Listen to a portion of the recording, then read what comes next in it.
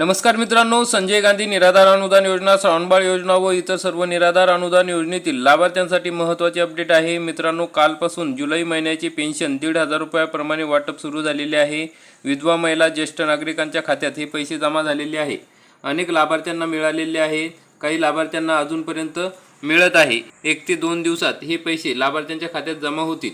मग महाराष्ट्रातील संजय गांधी निराधार अनुदान योजनेच्या सर्व लाभार्थ्यांसाठी, ज्यात विधवा महिला, ज्येष्ठ नागरिक, आजारी व्यक्ती यांचा समावेश आहे, त्यांच्यासाठी ही अत्यंत महत्त्वाची आणि आनंदाची बातमी आहे। अनेक दिवसापासून हे पैसे थकलेले होते, मग लाभार्थ्यांच्या बँक खात्यात वितरित करण्यास सुरुवात झालेली आहे। अनेक बांधवांचे फोन, मेसेज, बँक स्टेटमेंट प्राप्त झालेले आहे, त्यावरून खात्यात पैसे जमा झाल्याची पुष्टी झालेली आहे। मग काही लाभार्थ्यांनी या ठिकाणी आपल्याला विचारलेलं आहे की पुढील महिन्याचे पैसे कधी जमा होतील। एक अतिशय महत्त्वाची जी माहिती आहे ती म्हणजे डीबीटी पोर्टल आता सुरळीत सुरू झालेले आहे। मुख्यमंत्र्यांच्या हस्ते आणखी 29 नवीन योजनांची या ठिकाणी घोषणा केलेली आहे। त्यामध्ये आता 105 योजना ॲड झालेल्या आहेत।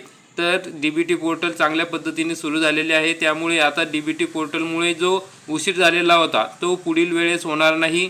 सर्व लाभार्थ्यांच्या हयातीचे दाखले, तसेच उत्पन्नाचे दाखले आणि इतर कागदपत्रे जमा झालेले आहेत। दिव्यांग बांधवांचे UDID कार्ड व सर्व कागदपत्रे प्रशासनाकडे आलेली आहेत आणि जमा करणे सुद्धा चालू आहेत। त्यामुळे आता पुढील महिन्याचे पैसे आपल्याला 1 तारखेच्या जवळपास म्हणजे 1 सप्टेंबरपर्यंत आपल्या खात्यात येतील किंवा तोपर्यंत आपल्याला मेसेज येणार आहे, नोटीस येणार आहे, अशी माहिती वरिष्ठ कार्यालयात सांगण्यात आलेली आहे। तहसील कार्यालयातून सांगण्यात आलेली आहे की त्यांनी सांगितलेले आहे की आता सर्व काही याद्या वगैरे तयार आहेत। सर्व लाभार्थ्यांची नावे ही व्यवस्थितपणे आता आमच्याकडे आलेली आहेत, पडताळणी झालेली आहे। त्यामुळे आता पेमेंट किंवा पेन्शनला उशीर होणार नाही। 1 तारखेच्या जवळपास सर्व लाभार्थ्यांच्या खात्यामध्ये हे पैसे जमा होतील, अशा पद्धतीने माहिती देण्यात आलेली आहे।